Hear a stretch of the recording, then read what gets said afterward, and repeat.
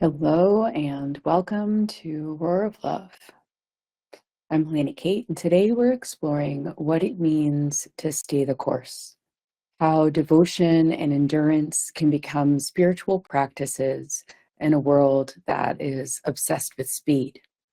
So we live in a culture that's addicted to quick fixes. We've got life hacks, overnight success, instant downloads. So if something takes longer than just a few moments, we often feel impatient or discouraged. But the soul and the spirit does not move at the pace of culture. Our unfolding does not necessarily move at the pace of culture. The spiritual path has its own rhythm and its own timing. And it often asks us to slow down, to take a deep breath, and to allow what it is to unfold over years and not days. And this is the invitation of endurance, and specifically added to when we meet defeat or failure or challenges along the way. And sometimes it's a slow period where things are maybe not moving as quickly as we would like them by our measures. And then sometimes it's a matter of feeling that we've met a particular challenge or we've had a setback along the way. All of these invite endurance and to basically trade in the idea of the perfect path of the quick relief for real lasting transformation.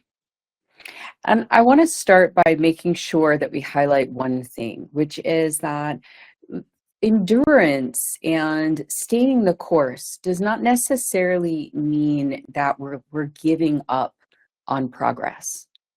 I think that that's an important thing to clarify, because there's a way we can just say, well, just be patient with it. Just stay with the moment. Just allow things to unfold. And that can actually be complacency, or it can be an excuse. It can be a way that we don't step into our full potential.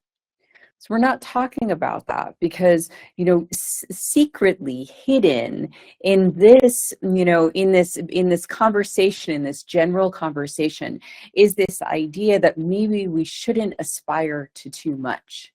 Maybe our pace, our slowing things down, our temperance, our patience. Maybe it's just like we should bring in those things and not really expect too much. Maybe expect less from our spiritual development overall. And that's not what I'm talking about here with this, because actually our aspirations and our potential is much larger than we can usually imagine, than most people can imagine. And if you're engaged in spiritual development, you're engaged in this process of a continual unfolding, a continual opening to your greater potential. And so in that opening, we are able to see more and more and more that we can be, that we can become over time.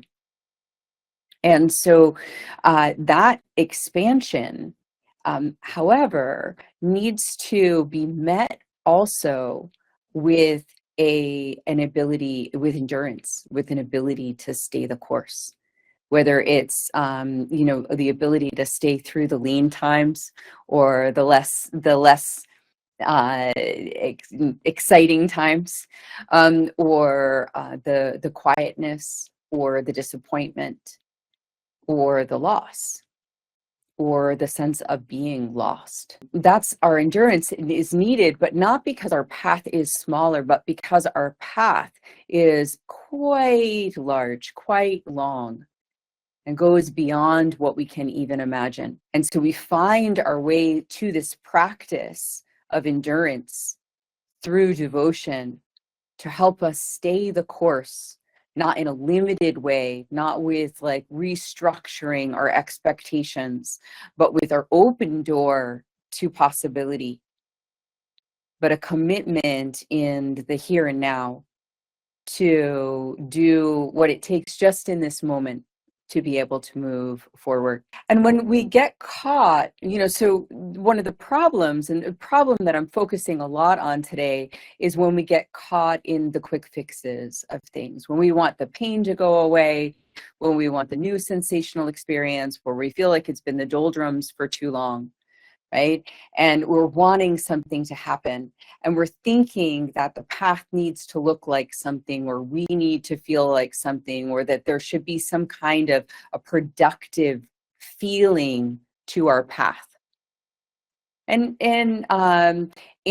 because of that, we're not actually engaging what is there as productively as we could be. So we don't want to get lost, like kind of twist things so that we're no longer rooting into the depth of the spiritual journey, of our spiritual journey. And one of the ways that we do this is by expecting things to happen on our timeline, expecting an instant transformation instead of being able to stay with, like, find the integration, find the wisdom, find the humility. Because as the path opens up in front of us, it becomes greater than we could possibly imagine if we are fortunate enough to have that experience in the course of our life.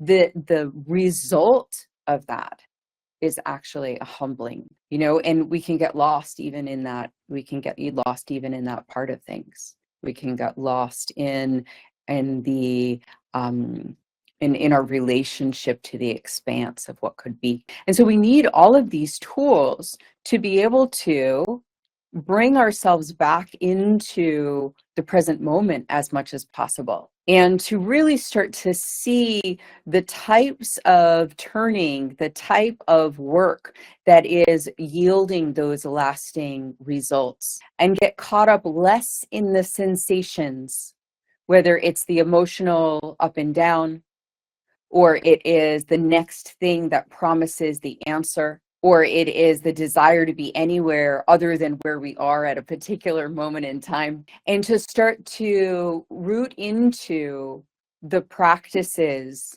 that help us anchor in a strong way inside of our lives, inside of our practice, inside of our spiritual evolution. And so for me, this has been just such a teacher, something I've learned from deeply in my life. And I feel like I've lived on all sides of it. I feel like I've lived knowing deep devotion and a deep call to move forward.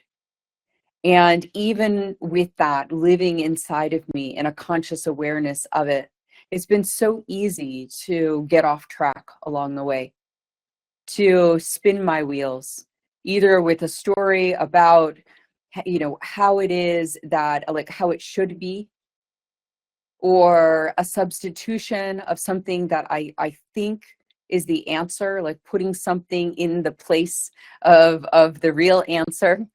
And so kind of spinning my wheels in relationship to sort of a false at furthering myself, a false grasp at the divine. And through all of that, the process has really been one of deep humbling. And I didn't have that when I started out. I don't know. I mean, maybe some people do. But I know a lot of people on the spiritual path don't really have that. It takes a lot of different turns before, like, it can fully embrace this like how challenging the path is and what it requires and how many different right iterations there are of it. And so when we fall, that's a right iteration of it. And when we expand, that's a right version. And every single thing, when we're in the doldrums, we learn from the doldrums. When the practice is stale, we learn from the practice being stale. Because every single piece of the equation is a perfect piece of the equation to help us be able to evolve. It presents for us an opportunity to be able to see what it is that we haven't yet learned, and to be able to move into that learning as with curiosity, with a desire for expansion, with devotion in our hearts, with a willingness to move into the next lesson, knowing that we can know a lot, we can have gathered a lot, and we can have advanced many ways in terms of our wisdom, and there's still so much that we don't know.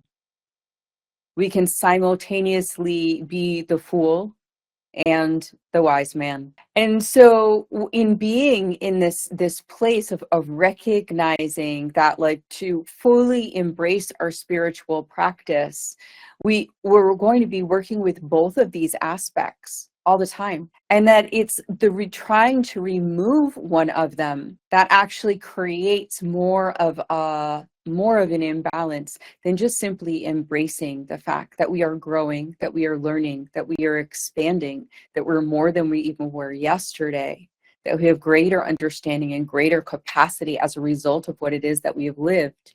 And at the same time, there's so much that we don't know. There's so much that is still unfolding. There's still so many pitfalls. And this brings out a compassion. It brings out a humility. And it actually that is like the fertile soil that we are able to then like stand on or grow from. And so our spiritual practice, our ability to endure is strengthened, is nourished by these paradoxes, and to be able to stand with that compassion and that humility for ourselves and for others, recognizing this incredible wisdom and capacity that's there, and the limitation and frailty of being human and learning along the way. So one of my favorite tools in all of this is devotion. So devotion is what I would consider the anchor of how it is that we can move and navigate through life, and without, like, kind of losing our bearings. So it helps us to be able to find our way kind of back to our center, to not float too far afield. So devotion is really the cornerstone of, or the central, the heart, maybe is a better way to say it, of our endurance.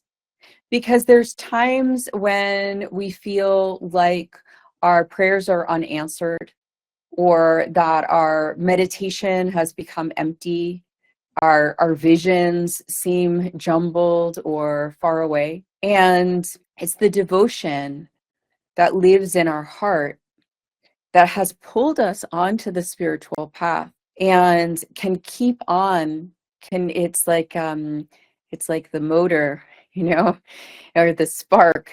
It's keep on generating the energy that is necessary to keep us on the path. It's the heart. And if you say, well, I don't know, like, sometimes I feel so confused, I don't know if I'm in touch with that or whatever. If you look at where you've come in the course of your life, there's been some kind of an evolution in your life. And there's been a deepening of your spiritual understanding. And whether that was done consciously or not, the fact that it happened is the result of that heart, that flame, that motor, right? That keeps everything moving, keeps us moving in the right direction. So we can harness this by attending to it, right? By caring for it. So that's where devotional practice, it helps restore us. Right? So as we show up and we offer a prayer, or as we do a ritual, or create an offering, right? Every time we do this, every time we choose to remember, every time we choose to tune in, that we feel we're willing to go back and feel this place or allow it to move us, right? And it's declaring like our willingness, our choice to stay the course, right? So we live again with this paradox because we're not always feeling that, but if we look back, it has been persistent and consistent through all time. It's always been there, and it's just really about learning to listen and learning to cultivate that connection that allows us to feel stronger and feel like we have more resilience on the path.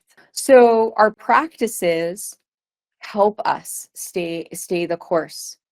They help us amplify this devotion, and they allow us to sustain even when things are questionable.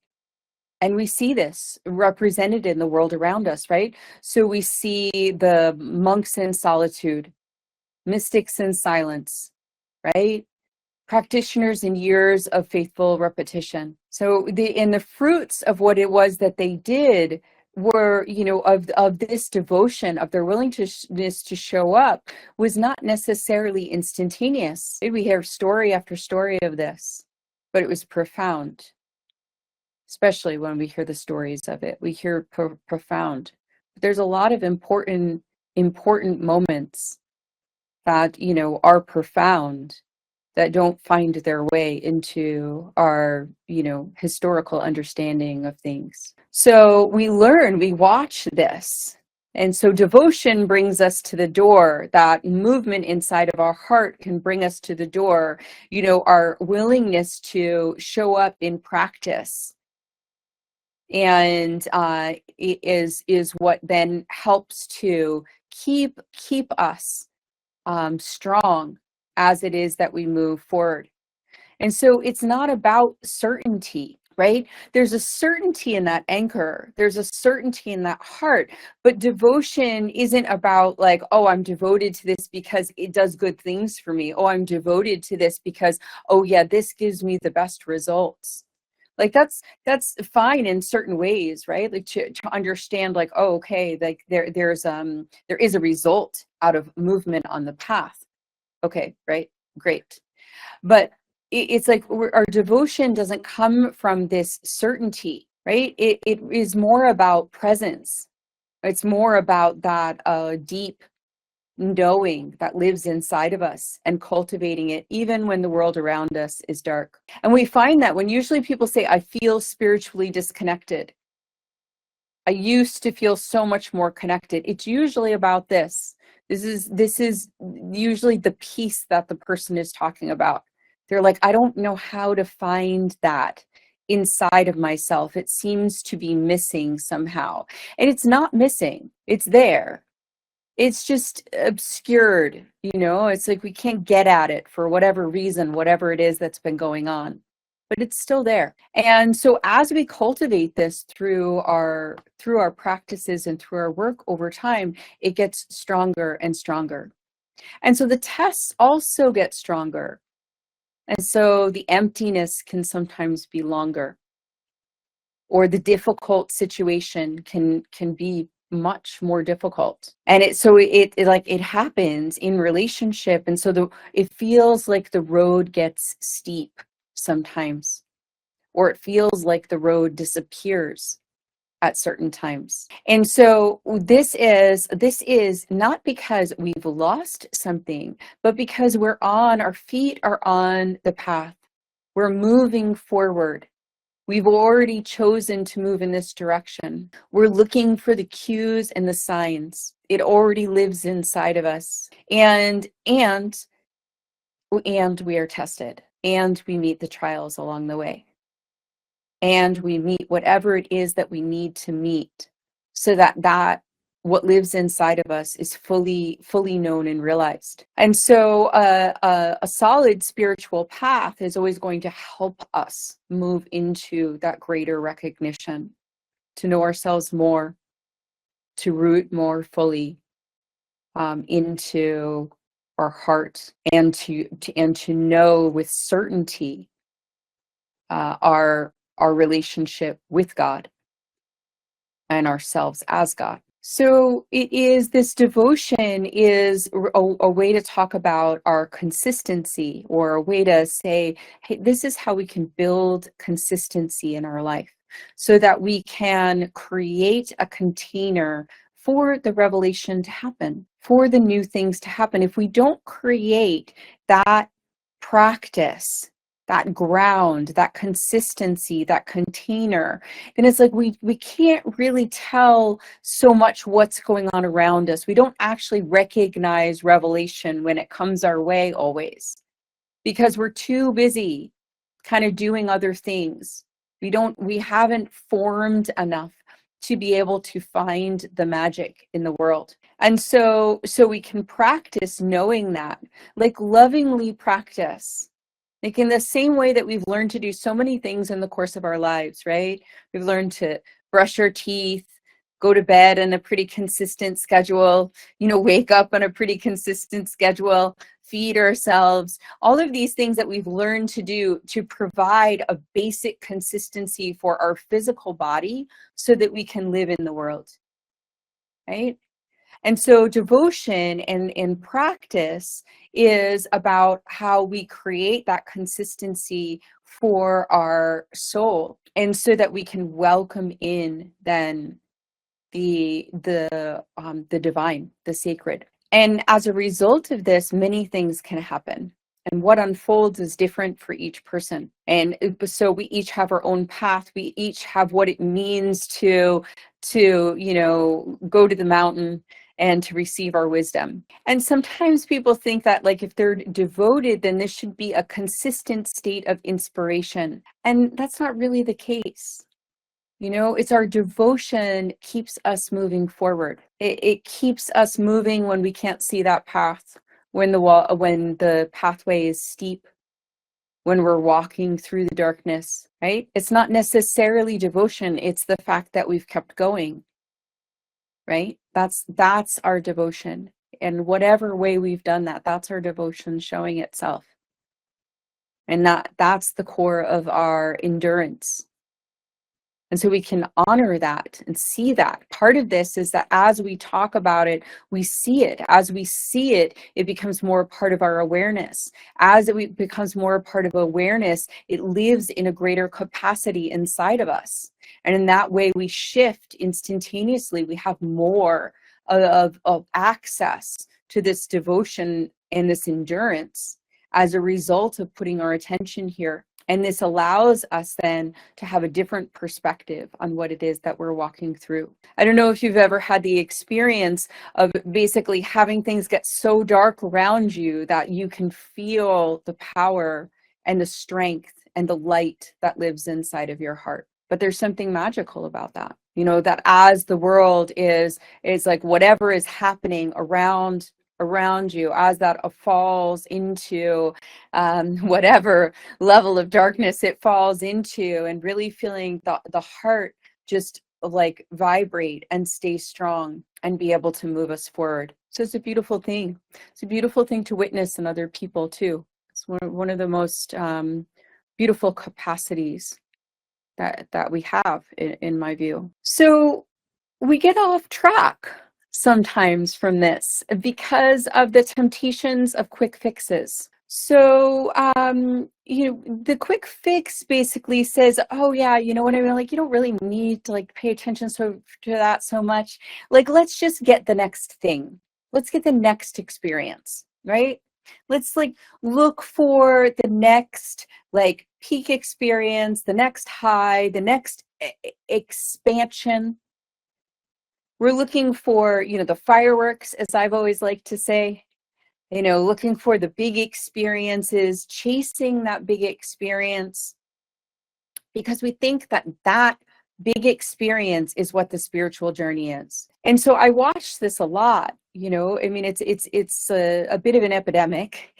And in that, it's like the person or people confuse that particular type of experience with actually with spirituality. So there's a sense that like whatever it is, like the transmission, the download, the, you know, the fancy stuff, the vision, the whatever it is, that is actually like what is spiritual. And that we need to like kind of have more of those experiences. Spiritual evolution means having more of those experiences on a regular basis. And that's not quite accurate. I mean, so consciousness does expand, and in our way of what it is that we're able to perceive expands. And so in that, there are definitely alterations, and there are definitely different types of experiences than there are in, say, less expanded consciousness. But the whole pattern of it, the tenor of it is different when it's built out in a way that has integrity, has strength to it. And so there isn't a need to actually chase that experience, because the regular baseline, kind of going back to that place of devotion, the heart, the regular baseline is strong. And so the peak experiences are like, they're less alluring. You know, it's like, okay, yeah, okay, that capacity or that capacity opened up. And it's cool and it's interesting, because, you know, all of the things that we can do are cool and interesting. But it's not really something that we need to like fixate on developing, because it may or may not be useful to us, you know? Like just because, for example, we can gather certain types of psychic information that may or may not be useful to us. Some people have capacities to gather information that way, and they don't have any real way to use it, and it actually creates problems for them. So it's like there isn't something that is wrong with any kind of expanded capacity. They all have potentials, but they're actually not what it means to spiritually evolve. They're like they are a result sometimes of spiritual evolution. Our spiritual evolution, though, is the strengthening of that devotion, the strengthening of that heart, the ability to know that we are what direction we're moving in, regardless of what happens, you know. And so it doesn't matter whether we have great experiences or not great experiences. We know they're on the right track because of the fact that we're like, of how we're feeling on the inside, that sense of devotion. Like, I will always move in the direction of God. You know, I might get sidetracked. I might have challenges along the way. I might not know which direction that is at times, but I will always kind of right myself and move in that direction. And that gets stronger, and that foundation gets very, very, very stable. And then we do what we do to serve, to care for others, to help and assist, right? We do those things as on that very, very strong foundation. And that's the next part of our spiritual evolution, not these sensational experiences. So, I mean, another component that is in here is spiritual bypassing. And I would add to that, like, I would add to that, like, psychological bypassing, because I think that we talk a lot more about spiritual bypassing, but there's actually just as many, like, counterproductive habits created by the field of psychology as have been created by, like, you know, New Age spirituality, right? Or even religions. So sometimes we use that. And that's why I always try to position whatever it is I'm talking about by addressing some of the ways that we can kind of skirt around it and maybe not get at what is like really important in the mix. So one of these things around spiritual bypassing would be like, everything happens for a reason, right? And so we avoid actually coming into real contact with what it is that's going on, our own personal responsibility, maybe even, you know, the misuse, mistreatment, or whatever it is that might have happened along the way. So it's just like, to say that we can learn from everything that happens is one thing, we can. But to say that everything happens to a reason is what sneaks in there, is that when something bad happens, there's a divine, like, reason for it. In other words, it's like that it was divinely constructed. And this I'm not going to go into very much right now because it's a pretty deep rabbit hole. But basically, things like that actually keep us out of being able to really deal with what it is that's in front of us. The real healing that needs to take place, the change that needs to take place, sometimes the responsibility that we need to take in the situation. And it also can be walking away. This is something that very often people do when it comes to spiritual development. When their spiritual development gets hard, right? They choose to leave. And it's hard for us to know sometimes whether we're leaving something because it is no longer good for us, right? Or we've outgrown something or something along that line. Or when we're leaving something because we're avoiding, you know? So there's a lot to be learned in that piece of things.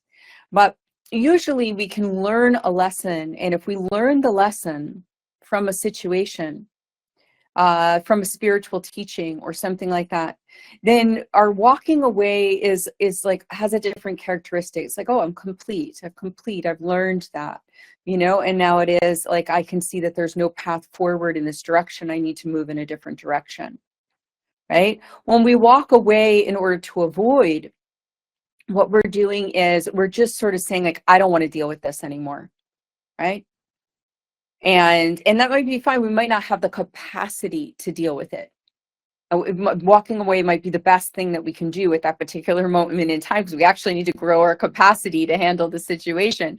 However, we want to be aware of the difference there of what it is, whether or not we have really kind of like whether we dove into what it is that we could have kind of, really found our way to how to climb up the mountain, or whether we were just like, yep, nope, not climbing anymore. So none of these things really hold up, right? They don't work. They might work for a moment, but they don't work for the long term.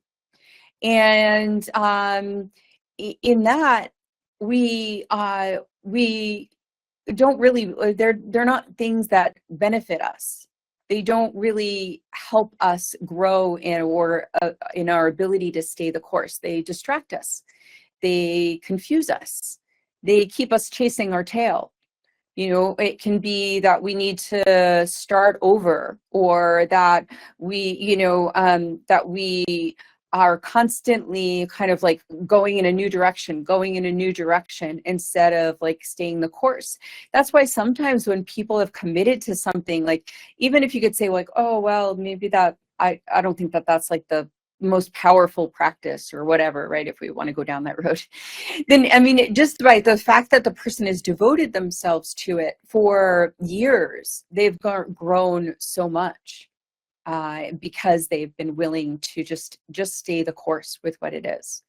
And again, we do want to make sure that what we're doing is getting the best kind of outcome, that we are using tools and using a path that helps us like truly be able to advance ourselves. But we get benefit from that steadiness regardless.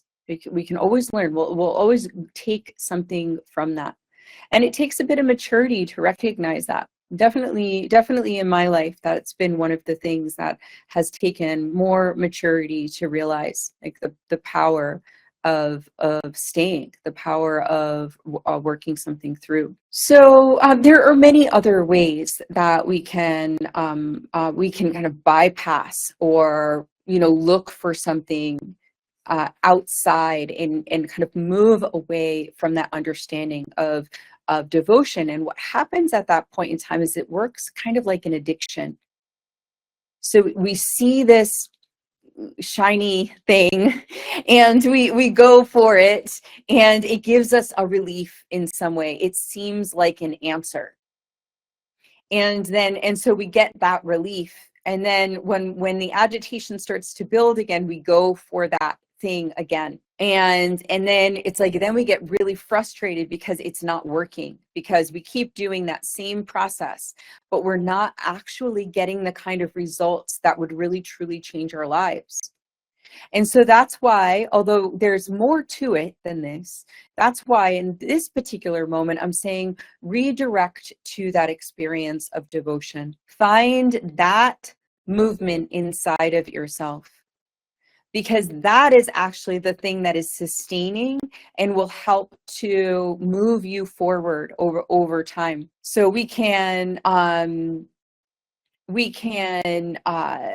like benefit more from moving, like using this devotion and moving ourselves forward in this way than like trying to troubleshoot all of the things that are connected with like what's going on the path. Does that make sense? So basically, there are many different things that might lead us astray as we move forward, or might feel like it's too difficult or it's not working or whatever. And each one of them might have an individual answer. However, we can kind of get further immediately just by rerouting ourselves, redirecting ourselves to that place of devotion inside of us. If we solve those problems, great, that might be helpful for us over time. But when we redirect ourselves to that devotion, it strengthens us, it allows us to endure, and those problems, sometimes they just dissipate. And other times we need to, deconstruct them or learn from them a little bit. So endurance is spiritual discipline, right? It is what helps us develop.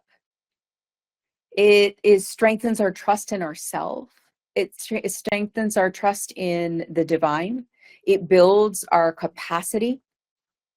It's how we expand. It's how we build our container to hold more love and more light and more wisdom. It's not the same as stubbornness. Like stubbornness is like, it's about the ego. I won't give up. I won't bend, or I won't do this. And so in that, it reminds us, hey, don't give up. There's something else around the corner. This might be a lean time, but it's preparing us for a greater expansion. As a result, we will be stronger. And we'll keep on repeating that process with that particular piece of the journey until it is that we're ready for that greater expansion. So we stay the course, even when it's frustrating. We move through the cycle. We go through the fallow period. We wait. We don't distract ourselves. We take the hits. We acknowledge the fall. And each time we do that, each time we gather more strength, more wisdom, more knowledge, and we rise with that heart of devotion. We stay the course because of that strength of that light inside of us. And we move into greater expansion. And being in touch with that process actually helps us see it all unfold more. And the more that we see it unfold, the more that we trust in it, the more that we know it's possible, the more that it's easy when we go through another dark time to find our way to the other side. And that doesn't mean that if we are having a difficult time in the dark time, that we've done something wrong. Dark times often bring some kind of struggle. We're wrestling, with our uncertainty. We're wrestling with our doubt. And but we have the ability to move through it in a deeper way, a more enduring way, with a steady presence because of what it is that we've cultivated. And we often miss this. We don't recognize how much stronger we've become, but if you think about it, when we look at like the archetypes of the elder, it's like the elder is not strong in their body anymore, but they're relied upon by many because they have that strength inside, because they found that place. They found that heart. They were able to stay with love. They were able to endure through the seasons. And so they offer comfort just in their being. We're held in that knowledge. that, you too can endure, and you can become softened and wise and even more connected to spirit. So we become stronger over time and softer. And that happens through this love and this devotion. And that allows us to endure in the face of things that come towards us. And it becomes a persistent and enduring light. It becomes the expression, the lived feeling of joy. And it allows the unfolding to unfold with even more grace. It's because our spiritual journey isn't just a period of time. We don't check the box of spiritual journey. We don't, it's like it's from start to finish.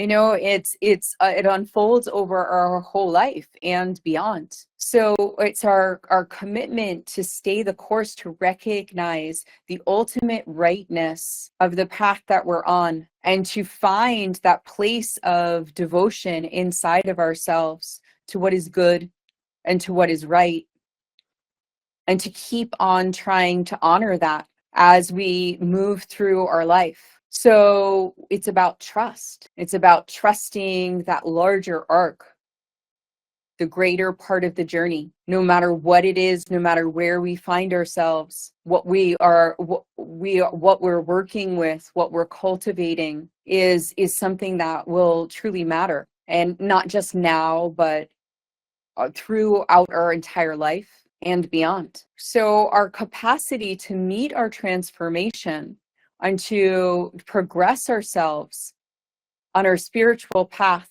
has so much to do with our ability to find this love in our heart, to find this devotion, and to be able to move forward with it, harness it, live it. So before we wrap up today, I want to do a few questions, and you're welcome to add a question into the chat if you like. I'll start with this question. What if I've been devoted for years and I still don't feel progress? Am I doing something wrong? So I think this question addresses something that I have been talking about a little bit, and that kind of in the background that I've been talking about. And that is that there's kind of two answers to this particular piece of things. So one is that we do want to make sure that what we're doing is useful and helpful to us. That is an important component, right? So it is possible that we are using tools or we're working in a way that isn't actually helping us as much as it could. And we want to be aware of that and see. And so, like, how do we know that, right? Well, I like to help people become more equipped to assess the tools that they're using. I think that that's a very important part of like spiritual development overall, because if we're not really able to do that, if we're caught in the layers of sensationalism, we're just misdirected because of all the misdirection that is happening in the world, that kind of thing, then we can get we can kind of get lost in certain ways of working that maybe are less are really not progressing us the way that they could. And it's hard for us to know that if we haven't built our discernment around what does it really mean for tools and techniques or for a path to be working and supporting us. So that's a whole thing to develop over time. So I encourage people to have a sense of what they track on. So like I always tracked on like the light. It's like, okay, I'm going to follow the light. And that has actually served me really well. Like the kind of the quantity of light that's in a particular technique is what I use. However, it was brought to my attention that there are so many different forms of light that, maybe all of them are not as productive to work with. And I was like, oh, interesting. I hadn't really thought about that before. And so I started to reflect on it a little bit more and realized like, okay, well, there's certain types of light that I'm more attracted to because of who I am and kind of like what's resonant with me. But there are also, and some of those are really strong and helpful, and then other ones are maybe not as helpful, even though they might not be like bad, they're just not as centrally supportive of my path. So that's one thing. The other thing is I always look down the road and I look at the quality of the people who have been doing a practice for a long time. So I want to see the person who's been doing the practice for 10 years, 20 years, 30 years, 50 years. And I want to see, does that person represent something that would be an ideal outcome for me? And if that person doesn't represent that, not like one person, but if people across the board using the particular tool do not stand out as being people that I would want to be like, if I were to use the tool that long, then I consider that probably not such a good path. And I would say, okay, no matter how devoted I am to it, it might not be the most productive way for me to work. So I would use some of my ability to analyze the situation, right? If I'm not feeling progress, what else might be going on in this situation, right? And so that's one thing.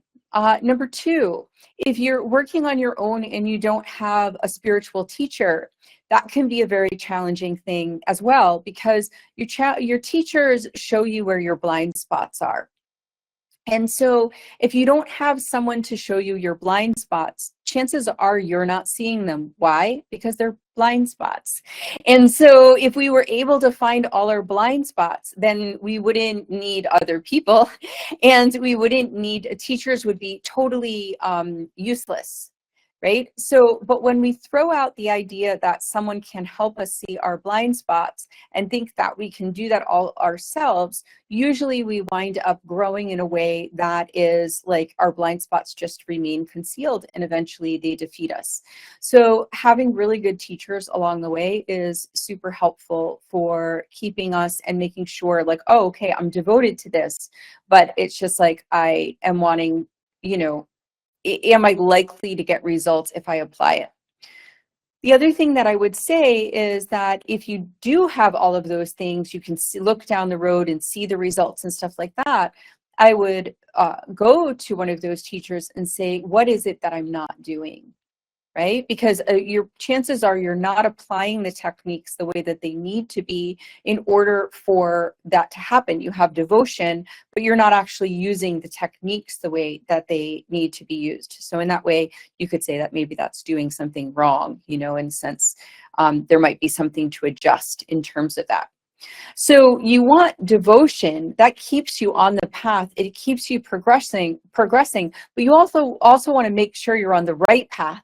You're following the right things and that you have tools that can actually help you, right? And so those are kind of additional components. This today was really more about how do we stay on track when it's difficult or when, when it's difficult, when we might get brought off track. So those are some things that you can pay attention to. But overall, it's just like if we reroute ourselves, we redirect ourselves to that devotion, then we are able to stay the course, which allows us to learn whatever it is that we need to learn, whether that's redirection or adding something in or making a change in the way that we're doing things. So regardless of where you're finding yourself today, right? And if you've been tempted by the quick fixes or you've been experiencing kind of a quiet, a disillusionment or a quiet period, right? We can always return to this place of devotion through prayer, and recognize that the devotional act, our being connected, our finding our heart, and are just putting one foot in front of the other, or simply staying present in the moment, is something that opens up much of the capacity, much of our spiritual capacity. And the reason that it's so important to highlight here is because it often gets minimized. It's not that this is the only part of the spiritual journey. It's that this part of the spiritual journey often gets forgotten. as we're in like our, as that we have the abundance of spiritual materialism, and we have, so many different things that are distracting. So we remember this, and so that we can have a more full, a more complete spiritual experience and unfolding. And if we are in these places of challenge, we remember through this, we practice, we deepen into our devotion. So when we're in those places of doubt, we root in, we deepen our devotion, we allow it to carry us forward and through into the larger arc of what it is that's unfolding. We know that we're never left behind, that there's no way to lose the love of God, and that it is always there for us to be able to turn to. And our unfolding is inevitable. We can lean into it, but if it doesn't feel like it's unfolding for us at the time that we want, we can trust that we will move, that we will open, that we will shift, that we will expand as the time comes, and we can focus our current moment at learning the lessons that are around us and deepening what does this moment, what does this place have to teach me? Not because it's bringing me away, like I have to settle for that and not my dreams, but because it is the pathway to everything that you want. By learning all of the lessons that are around you, you open your potential to have what it is that you want. So you settle, open your heart, keep on with the process, pay attention, learn from what's around you, and allow that greater unfolding to take place, because your heart is drawing you forward. Your expansion, that's the direction that you're going. So you can keep on walking, you can keep on being in this place of sureness, certainty, even amidst all of the different things. Saying no to the distractions that come along the way, rooting even further, practicing that walk of devotion and with courage and love. Thank you for joining me. I will see you next time. Thank you for listening to the Roar of Love podcast. If today's episode spoke to you, visit Sacred Lights at sacredlights.com for more insights and guidance on your journey. Until next time, stay open, stay true, and keep answering love's call.